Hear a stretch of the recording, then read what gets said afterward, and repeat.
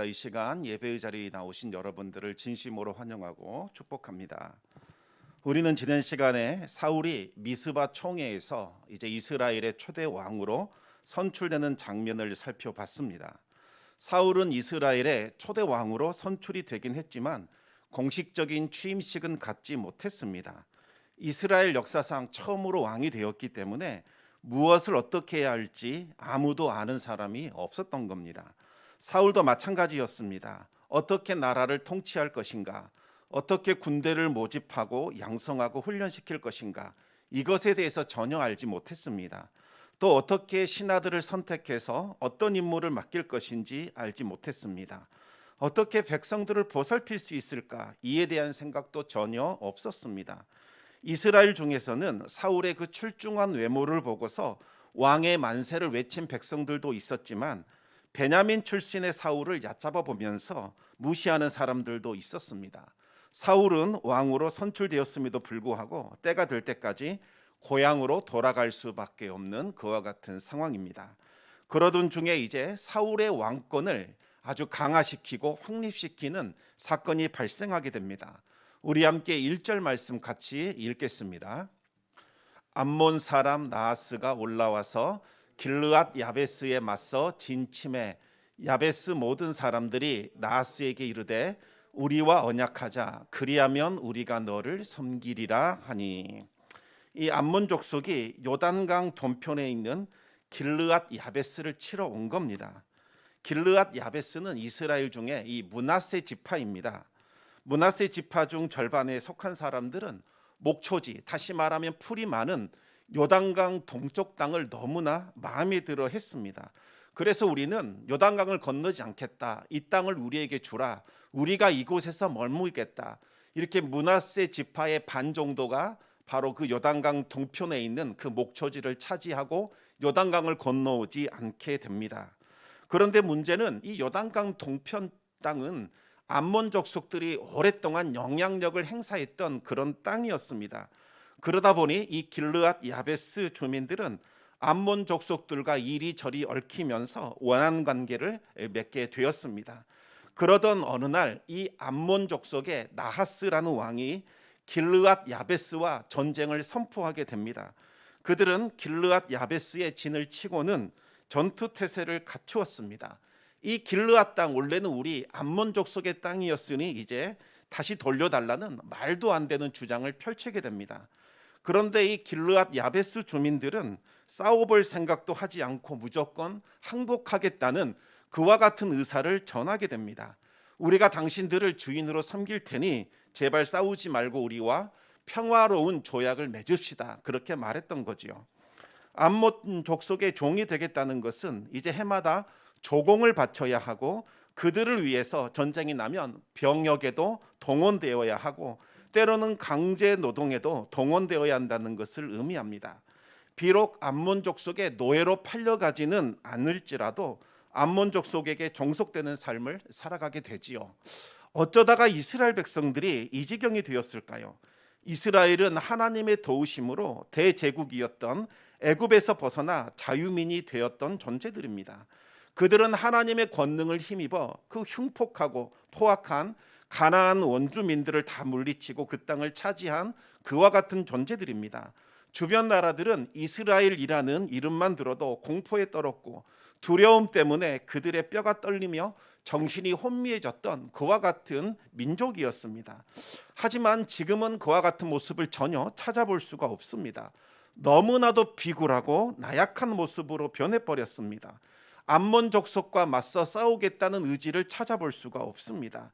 믿음의 야성은 흔적도 없이 사라졌습니다. 그저 어떻게 해야 저 암몬 족속과 전쟁을 피할 수 있을까? 오로지 그 생각밖에 없었습니다.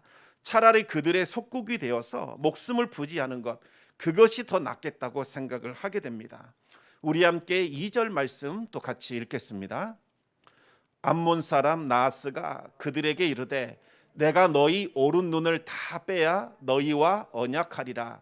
내가 온 이스라엘을 이같이 모욕하리라. 나하스는 이 길르앗 야베스의 언약을 받아주는 전제로 너희들의 모든 사람의 오른쪽 눈을 다 뽑아버리겠다라고 말을 합니다. 이 고대에는 이 포로가 된 적들의 능력을 완전히 없앨 목적으로 눈을 뽑는 경우가 있었습니다. 그런데 오늘 본문을 보면 아직 전쟁을 치르기도 전이고 아직 싸우기도 전에 이미 항복을 선언한 상태입니다. 그런데 이와 같은 사람들의 눈을 뽑으라고 하는 것은 정말 무례한 요구라고 할 수 있겠습니다. 왜 나하스는 이토록 무리한 요구를 이 길르앗 야베스 주민들에게 강요했을까요? 아마도 이전부터 이 길르앗 야베스 주민들과 암몬 족속 사이에는 어떤 계약 관계가 있었던 것으로 보입니다. 암몬을 너무나 두려워해서 이전에 이미 너희들을 섬기겠다 이렇게 약속을 했던 것 같습니다. 그런데 이스라엘이 우리도 왕이 필요하다 이렇게 말하면서 사울을 왕으로 세우게 되자 암몬 족속들이 이들이 우리를 반역했다 이와 같은 생각을 하게 된 것 같습니다. 화가 난 이 암몬은 약속을 깨뜨린 이스라엘에게 철저히 응징을 하고 또 모욕을 줘서 두 번 다시는 그와 같은 생각을 품지도 못하게 하도록 오른쪽 눈을 뽑으라는 아주 무례하고 포악한 요구를 하게 된 겁니다. 오른쪽 눈을 뽑아버리면 전쟁 자체를 할 수 없습니다. 당시에는 이 왼손으로 방패를 들고 이 왼쪽 눈은 방패에 가리고 있었기 때문에 오른쪽 눈으로 모든 것을 봐야만 했습니다. 그런데 오른쪽 눈을 뽑아버리면 더 이상 아무것도 볼 수가 없게 되지요. 어쩔 수 없이 방패를 던져버리고 왼쪽 눈으로 전쟁을 치러야 하는데 그렇게 되면 자신을 방어할 수 있는 수단이 사라지게 됩니다. 따라서 오른쪽 눈을 뽑으라는 것은 전쟁을 치를 수 없는 그와 같은 불구의 존재로 만들겠다는 의도가 담겨 있습니다. 이 말을 들은 길르앗 야베스 주민들은 무너져 내리는 절망감을 느꼈을 겁니다. 비굴함을 무릅쓰고 목숨을 구결하여 살 길이 열리지 않을까 생각을 했지만 더 큰 어려움과 비극이 찾아오게 됩니다. 이것이 바로 마귀들이 가진 속성입니다.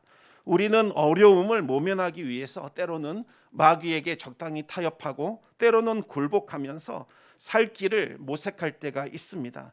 그러나 절대로 그런 방식으로는 살 길이 열어지지 않습니다. 오히려 더 비참해지고 더 죽을 일만 생기게 되는 거죠. 마귀에게서부터 벗어날 수 있는 유일한 길은 예수님의 이 손을 붙들고 마귀에게 맞서 영적 전쟁을 싸우는 것밖에 없습니다. 그래야 마귀에게 승리할 수 있고 마귀의 이 압제로부터 우리가 벗어날 수 있는 겁니다. 우리 3절 말씀을 같이 또 읽어보겠습니다. 야베스 장로들이 그에게 이르되 우리에게 이랫동안 말미를 주어 우리가 이스라엘 온 지역에 전령들을 보내게 하라. 만일 우리를 구원할 자가 없으면 내게 나아가리라 하니라. 길르앗 야베스의 장로들은 이스라엘 전역에 우리가 한번 전령을 보내서 우리를 구원해 줄 수 있는 사람이 있는지 한번 찾아보겠다. 7일간의 시간을 달라 요청합니다. 만약 7일간 우리가 전령을 보냈지만 아무도 우리를 도와주지 않는다고 하면 그때는 너희들이 요구하는 어떠한 형벌도 달게 받겠다 이렇게 말을 전하게 됩니다. 구원자를 찾아볼 테니까 7일간만 시간을 달라 이렇게 요청하는 것도 참 특이합니다. 그런데 그 7일의 시간을 주겠다고 허락한 이 나하스도 정말 특이합니다. 무슨 이유로 나하스는 길르앗 야베스 주민들에게 7일간의 그와 같은 시간을 허락해 준 걸까요? 여기에는 크게 세 가지 이유가 있습니다. 첫째, 당시 이스라엘은 이 서쪽 지역으로는 블레셋과 대치하고 있었습니다. 만약 길르앗 야베스를 돕고자 병력을 이 동쪽으로 다 이동시켜 버린다면 블레셋의 침략을 받을 우려가 있었습니다. 따라서 이스라엘 지파들에게 도움을 요청한다 할지라도 섣불리 연합군을 구성할 수 없는 그와 같은 상황이었습니다. 두 번째는 비록 이스라엘에게 지금 새로운 왕이 세워지기는 했지만 아직은 아무런 힘을 발휘할 수 없기 때문에 7일간의 시간을 준다고 한들 왕을 중심으로 해서 군대가 소집이 되고 그들을 중심으로 해서 뭔가 체계가 갖추어지기는 어렵다고 생각을 한 겁니다. 따라서 나하스는 느긋한 마음으로 길르앗 야베스 주민들이 요청한 대로 7일간의 시간을 주게 됩니다. 세 번째로 나하스는 이스라엘 전체를 상대로 싸워도 승리할 수 있다 이와 같은 자신감이 있었습니다. 차라리 이참에 길르앗 야베스 이쪽만 먹을 것이 아니라 적당한 구실을 찾아서 이스라엘 전체와 싸움을 통해서 결국은 완전한 승리를 거두겠다. 그래서 그들을 식민지로 삼아야겠다. 그와 같은 속내가 있었던 겁니다. 길르앗 야베스 장로들은 이제 이스라엘 전역에 도움을 요청하기 위하여 전령들을 보내게 됩니다. 그들 중에 일부는 사울의 고향인 기브아에게도 도착하게 됩니다. 우리 함께 4절과 5절 말씀을 같이 읽겠습니다. 이에 전령들이 사울이 사는 기브아에 이르러 이 말을 백성에게 전하매 모든 백성이 소리를 높여 울더니 마침 사울이 밭에서 소를 몰고 오다가 이르되 백성이 무슨 일로 우느냐 하니 그들이 야베스 사람의 말을 전하니라.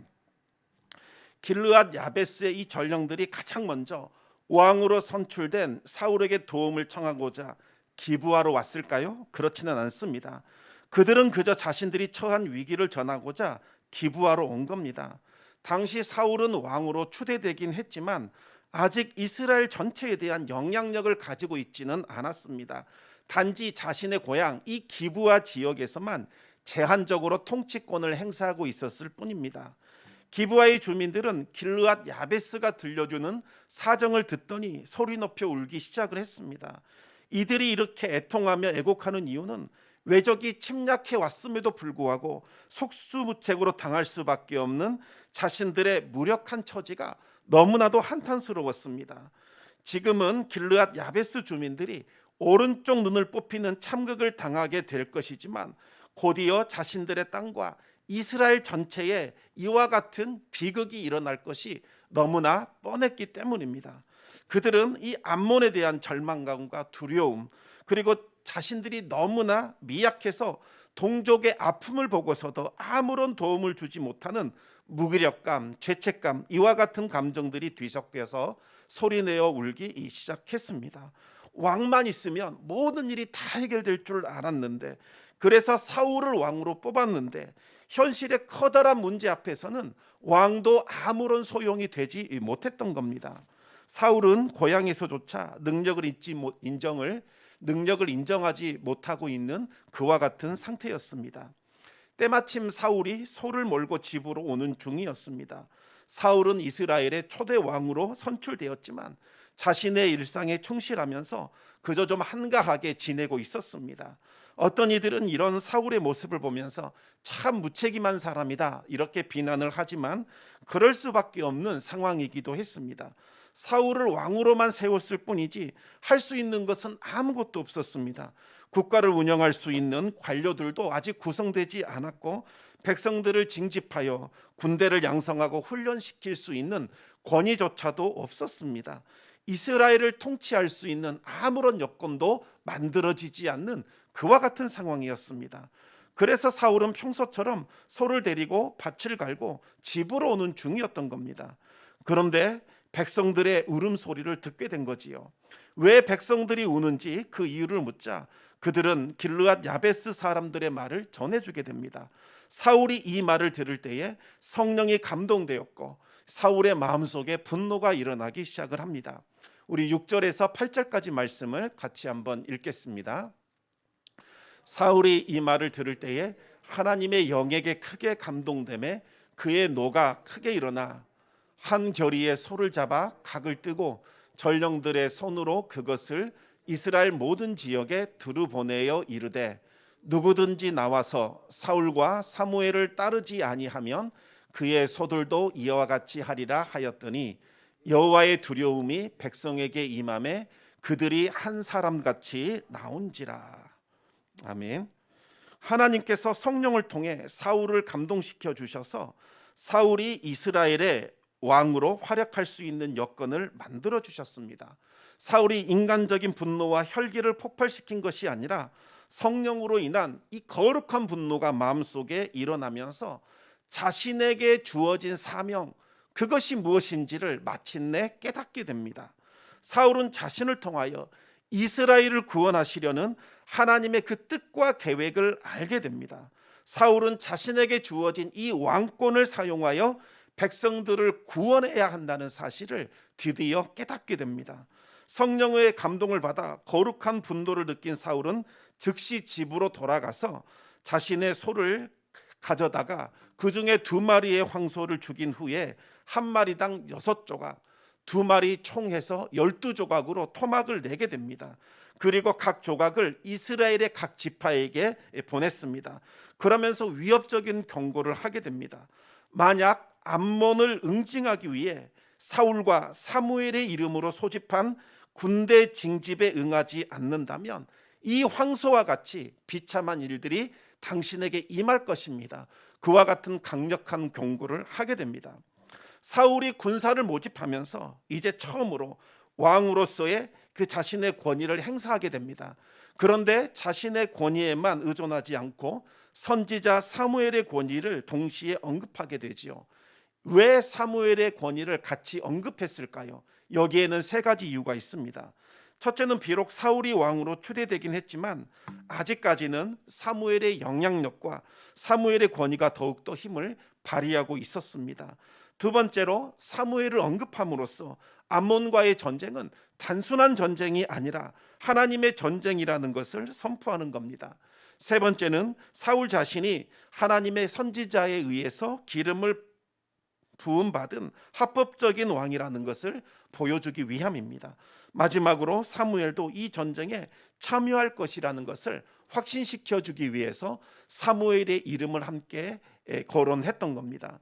사울은 공식적으로 군사를 징집함으로써 왕으로서의 실질적인 통치력을 행사하게 됩니다. 그러자 하나님께서 백성들의 마음을 움직여 주셨습니다. 백성들의 마음 가운데 하나님이 주시는 두려움이 임하기 시작을 합니다. 하나님은 먼저 성령으로 사울의 마음을 감동시켜 주셔서 거룩한 분노가 일어나게 하셨습니다. 그리고 이번에는 백성들의 마음을 움직여 주셨습니다. 사울이 말할 때에, 그 말을 들을 때에 또 두려움이 일어나게 해서 사울의 권위를 높여주신 겁니다. 하나님께서 사람들의 마음을 주관하신 결과 그들은 다 같은 마음을 품고 사울을 따르게 됩니다. 사울이 이 베색이라는 곳에서 징집된 군사를 다 세워보니까 이스라엘 자손이 30만 명, 유다 사람이 3만 명이 모였습니다. 총합 33만 명이 사울의 소집에 응한 겁니다. 당시 이스라엘에 20세 이상으로 군대에 갈 수 있는 남자의 숫자가 60만 명이었습니다. 그런데 이 가운데서 33만 명이 모였다는 것은 거의 절반 이상이 모인 것과 같습니다. 또 당시 이스라엘이 블레셋의 위험에 노출되어 있었기 때문에 전시에 준하는 상황이라는 것을 감안해 본다면 거의 모든 이스라엘 사람들이 모인 것이나 다를 바가 없습니다. 방금 전까지만 해도 이스라엘은 암몬 족속의 위협 앞에 크게 두려워하며 떨며 울부짖었습니다. 그들은 너무나 무기력했고 아무것도 할 수 없다고 생각했던 그와 같은 존재들이었습니다. 그런데 순식간에 변해서 암몬과 맞서 담대하게 싸우는 자로 변하게 됩니다. 이 변화는 사울의 지혜나 능력이나 그가 가진 지도력이나 언변 때문에 일어난 것이 아닙니다. 하나님께서 이 모든 일을 주관해 주신 거지요. 사울이 성령의 감동을 받아 자신에게 주어진 그 사명을 깨닫고 하나님 앞에 순종하자 하나님께서 모든 환경을 다 바꿔주신 겁니다. 사람들의 마음을 바꿔주시고 그들로 하여금 싸울 수 있는 상황과 여건을 만들어 주셨습니다. 우리 계속해서 9절 말씀을 같이 한번 읽겠습니다. 무리가 와 있는 전령들에게 이르되 너희는 길르앗 야베스 사람에게 이같이 이르기를 내일 해가 더울 때에 너희가 구원을 받으리라 하라. 전령들이 돌아가서 야베스 사람들에게 전하매 그들이 기뻐하니라. 아멘. 이스라엘의 무리들은 전령들에게 말합니다. 내일 해가 가장 더울 때, 다시 말하면 정오, 그 시간에 너희가 구원을 받을 것이다. 이렇게 전하라고 말을 합니다. 아침 일찍 암몬과 전쟁을 시작해서 정오쯤 되면 이제 그들을 다 물리치겠다는 그러한 의미입니다. 이것은 이스라엘 군대가 큰 자신감과 함께 승리에 대한 굳은 의지를 갖게 되었다는 것을 의미합니다. 이 말을 들은 길르앗 야베스 주민들은 크게 기뻐했습니다. 그러면서 그들은 한 가지 작전을 세우게 됩니다. 우리 11절 말씀을 같이 한번 읽겠습니다. 10절 말씀을 읽겠습니다. 야베스 사람들이 이에 이르되 우리가 내일 너희에게 나아가리니 너희 생각에 좋을 대로 우리에게 다 행하라 하니라. 아멘. 지금 야베스 주민들이 말하고 있는 대상은 이스라엘 군대가 아니라 암몬 사람들입니다. 그들이 길르앗 야베스 주민들이 이스라엘 족속이 우리를 위해서 싸워준다, 이 말을 듣자 그들이 하나의 전략을 세웁니다. 암몬 사람들을 찾아가서 말하기를 우리가 내일 너희에게 나아갈 것이다, 이제 너희 좋을 대로 우리에게 행하라, 이렇게 말하고 있는 겁니다. 이스라엘 중에서 마치 우리를 구원해 줄 구원자를 우리가 찾지 못했다, 이전에 약속한 대로 암몬의 왕 나하스의 처분에 우리가 맡기겠다, 이와 같은 말을 하게 된 겁니다. 그 말을 들은 나하스는 그래, 내가 그렇게 될 줄로 이미 예상했다 하면서 아마도 경계심을 풀었을 겁니다. 전쟁을 치르지 않고 길르앗 야베스를 차지하게 되었다고 아마도 기뻐했을 겁니다. 그리고 이 기세를 몰아서 이스라엘 전체를 수중에 넣겠다는 야심을 가졌을 겁니다. 하지만 다음 날 새벽에 사울과 이스라엘 백성들은 암몬 족속을 기습하게 됩니다. 암몬 족속은 방심과 자만심에 빠져서 긴장을 풀고서 곤히 자고 있었습니다. 사울은 군대를 세 개로 나누어서 여러 방향에서 공격하는 협공 작전을 펼쳤습니다. 사울은 마치 전쟁에 능한 장수와 같이 군대를 나누어서 암몬 족속을 기습하여 대승을 거두게 됩니다. 길르앗 야베스의 위기는 사울에게 자신의 진가를 유감없이 발휘할 수 있는 아주 좋은 기회가 되었습니다. 이스라엘 백성들이 원했던 바로 그 왕, 자신들을 위해서 여러 가지 전법을 사용해서 구원해 줄 수 있는 그와 같은 왕, 그들이 바로 원했던 그 왕이 사울이라는 것을 직접 보여준 겁니다. 사울은 이 암몬을 상대로 해서 큰 승리를 거둠으로써 왕으로서 조금도 부족함이 없는 인물이라는 것을 이스라엘 백성들에게 확인시켜 줬습니다. 그런데 이 승리의 때에 한 가지 시험이 찾아오게 됩니다. 이스라엘이 암몬과의 전쟁에서 승리하게 되자 백성들이 사울을 칭송하면서 아첨했습니다. 그러면서 말하기를 사울을 반대했던 그 사람들 다 끌어내어 죽입시다, 이와 같은 제안을 한 겁니다. 그러자 사울은 아주 지혜롭게 말하면서 그와 같은 행위들을 만류시켰습니다. 우리 함께 13절 말씀을 같이 읽겠습니다. 사울이 이르되 이날에는 사람을 죽이지 못하리니 여호와께서 오늘 이스라엘 중에 구원을 베푸셨음이니라. 아멘. 사울은 크게 세 가지 이유를 말합니다. 첫째는 오늘은 하나님께서 우리에게 승리를 주신 날이다, 따라서 이날에는 사람을 죽일 수 없다, 그렇게 말하는 겁니다. 하나님이 승리를 주셨다면 그날에는 죄인들을 용서해야지 그들을 죽일 수 없다는 뜻입니다. 두 번째는 오늘 거둔 승리는 사울 개인 능력에 의해서 거둔 것이 아니라 전적으로 하나님의 도우심으로 거둔 것이라는 것입니다. 따라서 마치 자신의 능력으로 승리를 거둔 것처럼 반대했던 사람들을 죽일 수는 없다는 의미입니다. 세 번째는 새롭게 이제 왕정 국가를 세워갈 터인데 자신에게 반대했다는 이유로 그들을 숙청해 버린다면 또 나라가 어지러워지게 될 겁니다. 그래서 사울은 그 반대하는 사람들까지 포용함으로써 정치적인 불화를 사전에 차단시키려고 했던 거지요. 사울은 이 암몬과의 전쟁을 통해서 하나님의 살아계심을 직접 경험하게 되었습니다. 그리고 하나님 앞에 겸손할 수밖에 없었습니다. 사울이 보여준 바로 이 모습, 그것이 하나님이 기뻐하시는 왕의 모습이었습니다. 그리고 백성들 또한 사울의 모습을 보면서 사울을 중심으로 하나로 단결되었고 12지파로 나뉘었던 이스라엘은 이제 하나의 국가로 만들어가는데 아주 큰 역할을 하게 됩니다. 사울의 말을 들은 사무엘은 길갈로 가서 지금까지 12개의 족속들이 서로 동맹을 맺는 부족 공동체에서 벗어나서 이제 한 사람의 왕이 통치하는 그와 같은 국가를 만들자고 제안을 하게 됩니다. 길갈이라는 곳은 이스라엘이 요단강을 건너서 가나안 땅에 들어왔을 때 가장 먼저 진을 쳤던 바로 그곳입니다. 이스라엘은 이곳에 12개의 돌을 세워서 하나님의 은혜를 기억했고 이곳에서 할례를 거행해서 이방인과 다름없었던 그들이 하나님의 백성으로 새롭게 거듭났던 바로 그곳입니다. 사무엘은 이스라엘의 역사가 깃들은 이 길갈에서 하나님께 화목제를 드렸고 사울을 이스라엘의 초대 왕으로 세웠습니다. 이제 말씀을 맺겠습니다. 하나님은 일을 계획하실 뿐만 아니라 그 일을 지어 성취하시는 분이십니다. 사울을 왕으로 세운 분도 하나님이셨고 사울이 왕이 될 수 있도록 모든 환경과 여건을 만들어 주신 분도 바로 하나님이셨습니다. 비록 암몬의 침입이라는 국가적인 재난이 찾아왔지만 하나님은 그 사건을 사용하셔서 백성들의 마음을 사무엘에게로 모아주셨고 사울이 왕권을 확립할 수 있는 기회로 삼아 주셨습니다. 우리가 하나님의 주권을 인정하고 하나님께 순종할 때에 하나님은 우리를 통해서 하나님의 영광을 드러내 주시고 우리를 높여 주십니다.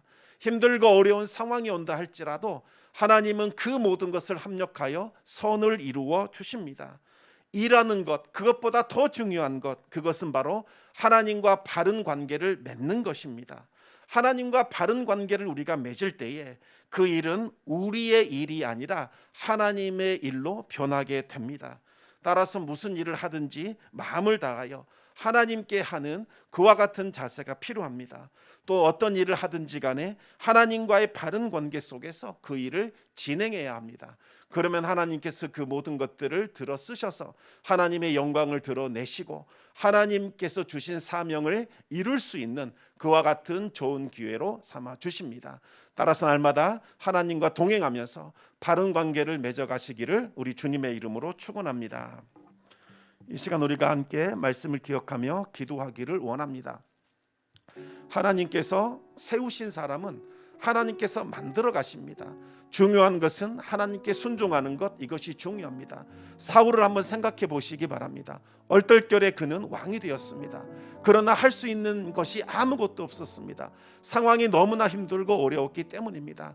그러나 하나님께서는 이 사울을 통해서 그리고 이 암몬 족속의 침입이라고 하는 대재난을 통해서 오히려 하나님의 영광을 드러내 주셨고 사울을 왕으로 높여 주셨습니다.